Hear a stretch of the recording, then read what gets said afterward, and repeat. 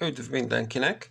Itt röviden beszeretném mutatni, hogy egyáltalán mi ez a stílmonogram, és azt is, hogy mire használható, de legeslegelőször is, rögtön belevágva mindennek a közepébe, az, hogy hogyan néz ki, hogyan alakul egy stílmonogram.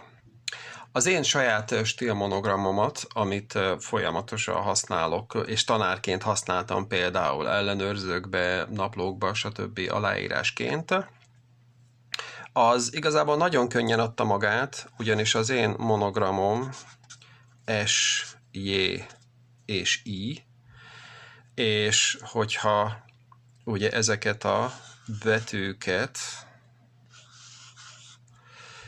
összekötjük, vagy össze akarjuk kötni monogramként, akkor szinte adja magát, hogy az S-nek a végét összekötjük a J betűnek a kezdetével, és a J betűt pedig összekötjük az I betűvel.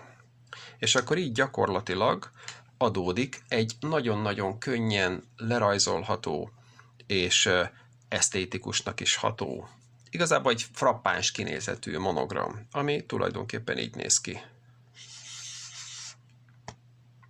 Esetleg pontokat is rakhatunk utána. S, J és I. És ugye mi a stílmonogram tulajdonképpen? A stílmonogram lényege az, hogy egy vonallal meg lehessen rajzolni, tehát ugye egy vonallal meg lehessen rajzolni, és aláírásként ez tökéletesen használható. Most ugye mire lehet használni?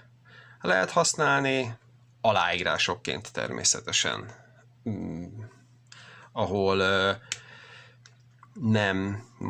nem céges szerződésekre gondolok természetesen, hanem hétköznapi aláírásokra, hogyha valaki rajzol, vagy fest, vagy bármi olyasmi műalkotást készít, ahol a kézjegye elhelyezhető, akkor ott is használhatja, de interneten, digitális képeknél, akár oldalak, vagy fényképeknek a vízjeleként is föl lehet használni.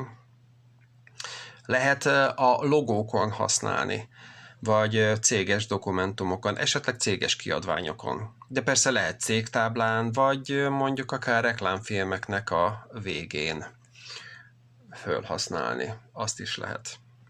Az elkövetkezendőkben majd néhány jobban kinéző stílmonogramnak a születéséről is fogok majd videót készíteni, hogy egyáltalán hogyan működik az, ahogyan kialakulhatnak a stílmonogramok.